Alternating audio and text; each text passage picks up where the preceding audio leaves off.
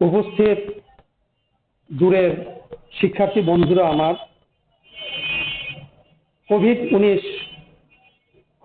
2019 আমরা আজ বাংলাদেশ সহ সারা বিশ্বের সকল লোক দেখা গেছে আমরা এই কোভিড-19 আক্রান্ত। এমতো অবস্থায় বাংলাদেশ সহ বিশ্বের সকল দেশের শিক্ষা ব্যবস্থা একদম নাজুক অবস্থায় এসে দাঁড়িয়েছে। আমাদের এই ক্রান্তি লগ্নে আমাদের দেশের মাননীয় প্রধানমন্ত্রী শেখ হাসিনা বিভিন্ন জায়গা থেকে আমাদেরকে বিভিন্ন দিক নির্দেশনা দিয়েছেন, যাতে আমরা সেই দূরের শিক্ষার্থীদের কাছে আমরা পৌঁছতে পারি।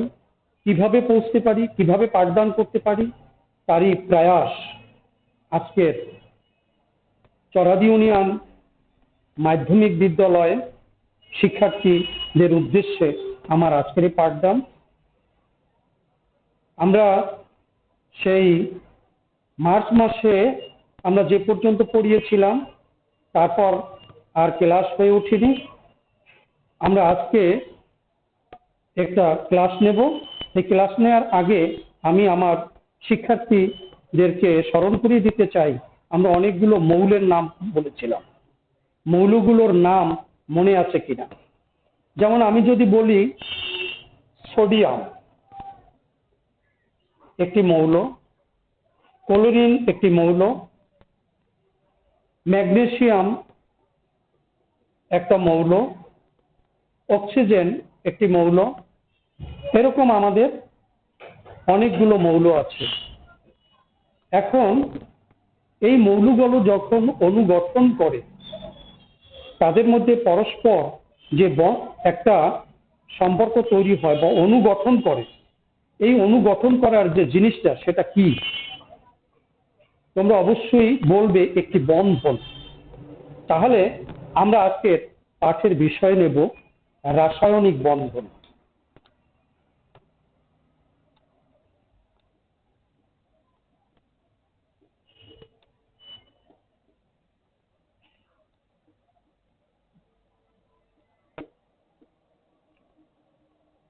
বন্ধন বলতে গেলে আমাদের দেখা গেছে উল্লেখ করতে হয় আমাদের পাঠ্য বিষয় যে বন্ধনগুলো আছে সেগুলো নিয়ে আমরা আলোচনা করতে পারি। সেখানে দেখা গেছে আয়নিক বন্ধন, সমযোজী বন্ধন এবং ধাতব বন্ধন। কিন্তু এর বাইরেও দেখা গেছে যে আমাদের অনেক বন্ধন আছে। প্রশ্ন করতে পারো সেগুলো কি বন্ধন? সেগুলো হচ্ছে আমাদের পাই বন্ধন, আরো এরকম বন্ধন আছে। কিন্তু আমাদের পাঠ্য বিষয় যে বন্ধনগুলো আছে তাদের যে দেখা গেছে আমরা যে আলোচনায় যাব সেটা হচ্ছে আজকে আমাদের যে বিষয়, এই বন্ধনের ভিতরে আমরা আয়নিক বন্ধন নিয়ে আলোচনা করব।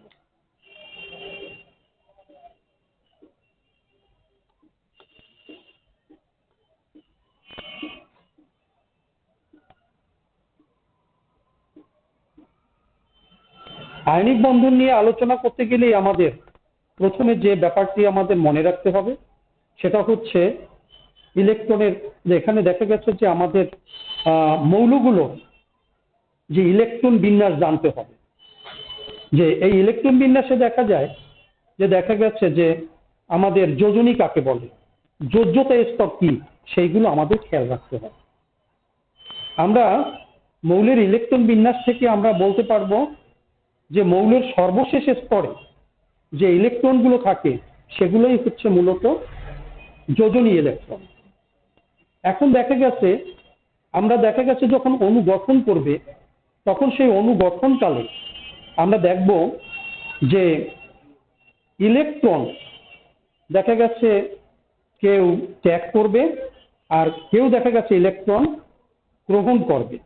ইলেকট্রন যখন ত্যাগ করবে তখন সেটা হয়ে যাবে ক্যাটায়ন, আর ইলেকট্রন যখন গ্রহণ করবে সেটা হয়ে যাবে অ্যানায়ন। এই যে দেখা গেছে ক্যাটায়ন এবং অ্যানায়ন, তখন তাদের মধ্যে একটি বৈদ্যুতিক আকর্ষণ বল কাজ করবে, তখন একটি যৌগ গঠন করবে, সেটা হচ্ছে আমাদের আয়নিক বন্ধন। এবং আয়নিক বন্ধন যখন আমরা আলোচনা করতে যাব, অবশ্যই তোমাদের যে এর পূর্বের পাঠে আমরা আলোচনা করেছিলাম যে ইলেকট্রন বিন্যাস। তাহলে আমরা দেখব যে সেই ইলেকট্রন বিন্যাসটা কিভাবে করি। আমরা সেই ইলেকট্রন বিন্যাসে দেখব যে আমরা সোডিয়াম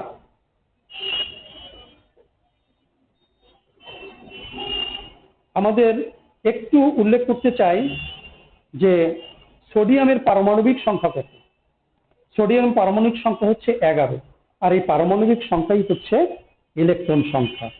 তাহলে আমাদের এই যে সোডিয়ামের পারমাণবিক সংখ্যা 11, এই পারমাণবিক সংখ্যা আমরা কিভাবে দেখা গেছে যে আমাদের ভাগ হবে, আমরা দেখা গেছে কিভাবে স্তরে স্তরে ভাগ হবে সেটা আমরা দেখব। যে এখানে যদি আমরা দেখি 1s2,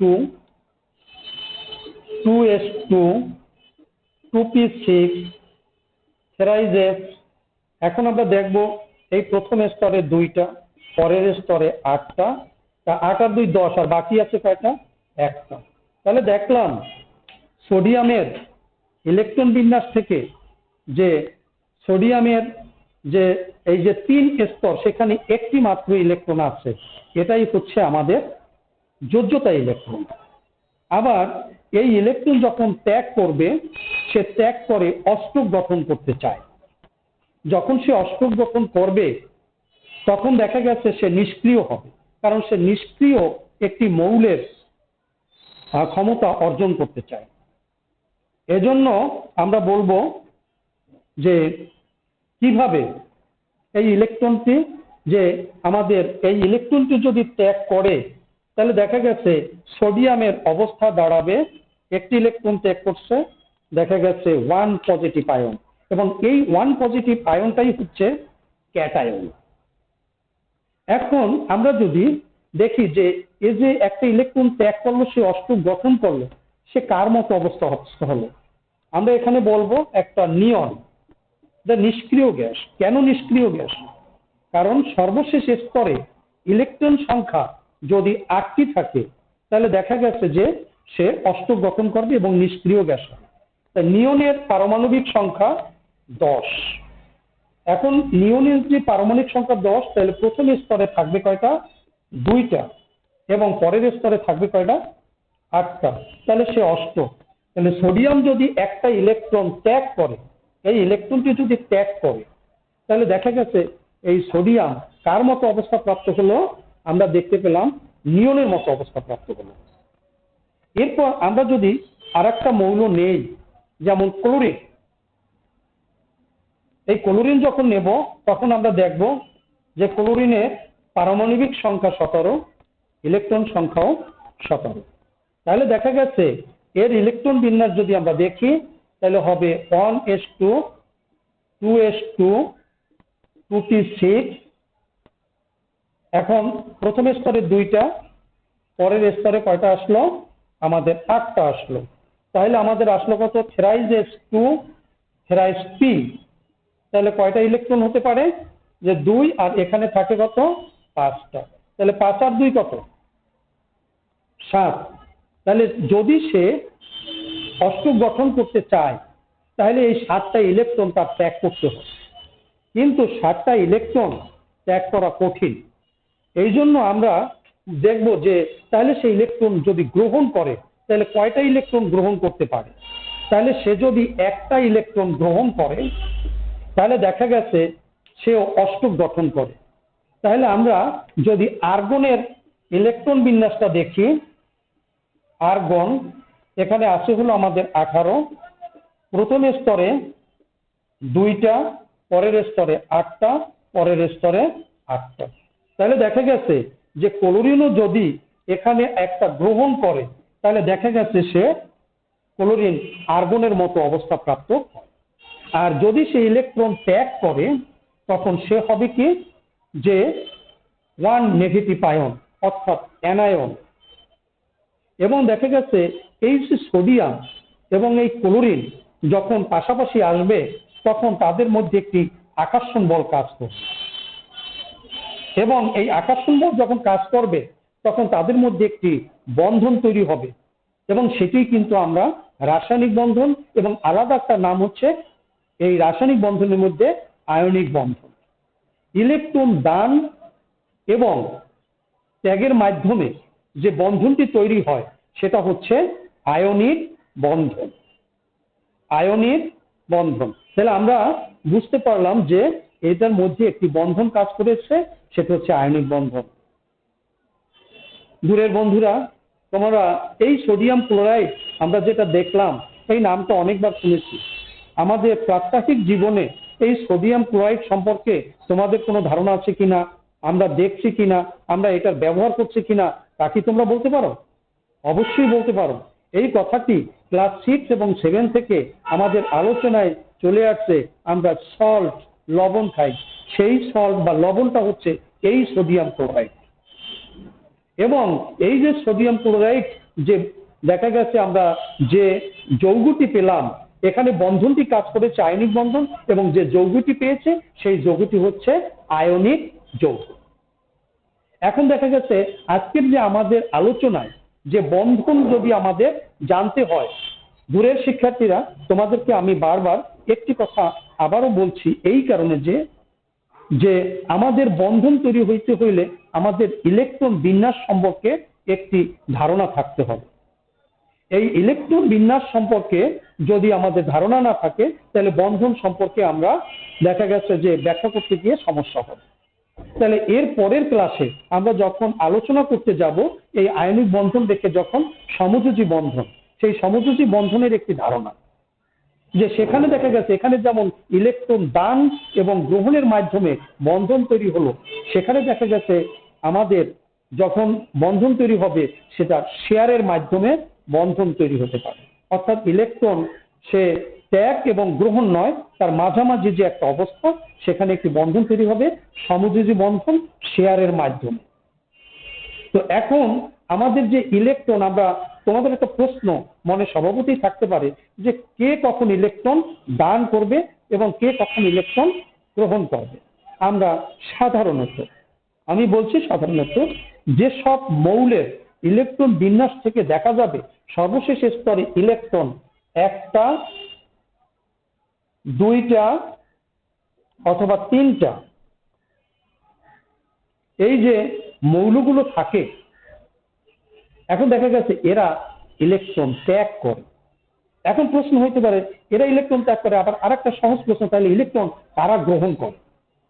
ইলেকট্রন গ্রহণ করবে তারা যাদের সর্বশেষ স্তরে 7টা ইলেকট্রন থাকবে, 6টা ইলেকট্রন থাকবে, 5টা ইলেকট্রন থাকবে, তারা ইলেকট্রন গ্রহণ করবে। তাহলে আমরা যে এই ত্যাগ এবং গ্রহণ, এই যে আমরা ব্যাপারটা দেখলাম, তাহলে আমাদের এই সোডিয়াম এবং ক্লোরিন, এই যে দুইটা মৌল আছে, তার মধ্যে আমরা একটা ব্যাপার লক্ষণীয় বিষয়, এই যে এদের সর্বশেষ স্তরে ইলেকট্রন ছিল একটা, সুতরাং এই যে একটা, সে একটা ইলেকট্রন সে ত্যাগ করেছে।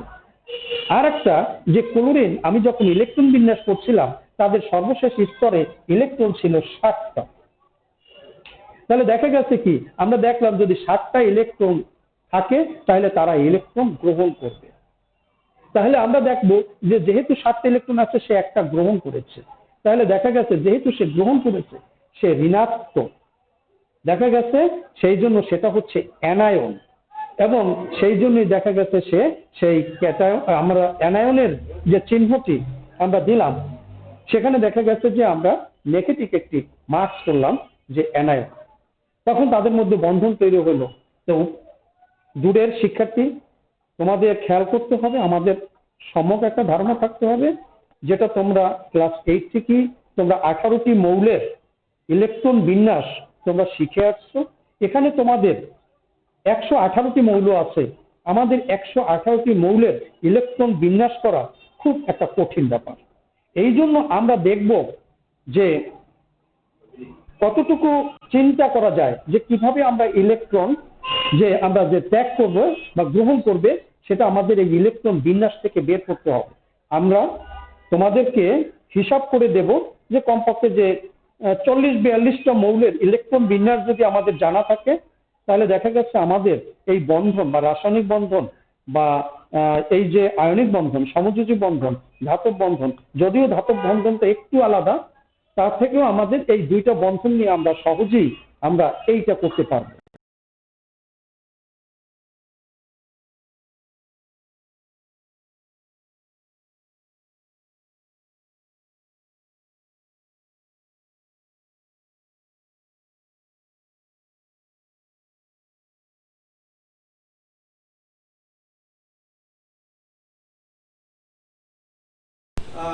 ধর্ম, আয়নিক বন্ধনের কতগুলো ধর্ম আছে, সেখানে ভৌত ধর্ম, রাসায়নিক ধর্ম।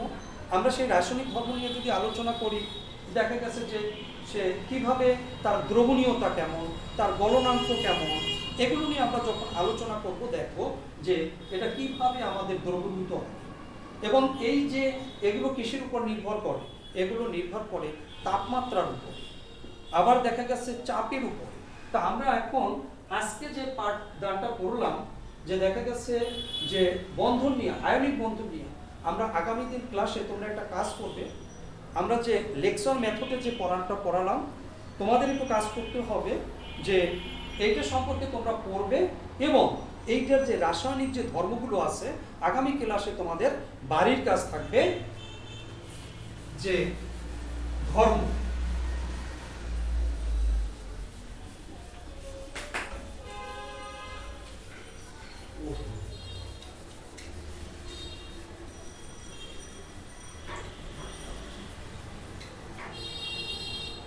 যে আয়নিক বন্ধনের বাড়ির কাজ,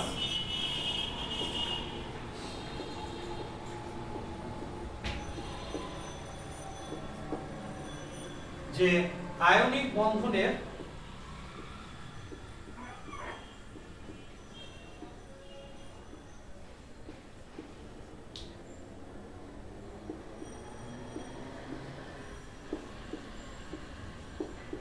তিনটি ধর্ম। এই যে আয়নিক বন্ধনের যে তিনটি ধর্ম তোমরা পড়বে, এবং পড়ার পরে তোমরা দেখা গেছে এটা নোট করে নিয়ে আসবে।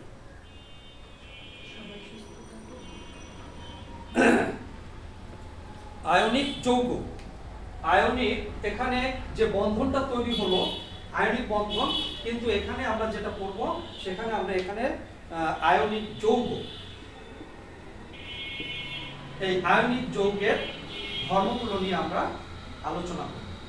এখন এই আলোচনা করার আগে তোমরা কি করবে, যে দেখা গেছে এটা একটু বাসায় দেখে আসবে, আর আয়নিক বন্ধনটা কাকে বলে এই জিনিসগুলো তোমরা একটু বাসায় পড়ে আসবে। ধন্যবাদ তোমাদের। দেখা গেছে আমরা এইভাবে যদি ক্লাসের সাথে যোগাযোগ করি, যতটুকু পারে আমরা সেই বাংলাদেশের যে প্রধানমন্ত্রী এবং দেখা গেছে শিক্ষামন্ত্রী, সবাইকে ধন্যবাদ জানাই এরকম একটি ক্লাসে আসার জন্য, আমাদেরকে সুযোগ করে দেওয়ার জন্য। সকলকে ধন্যবাদ।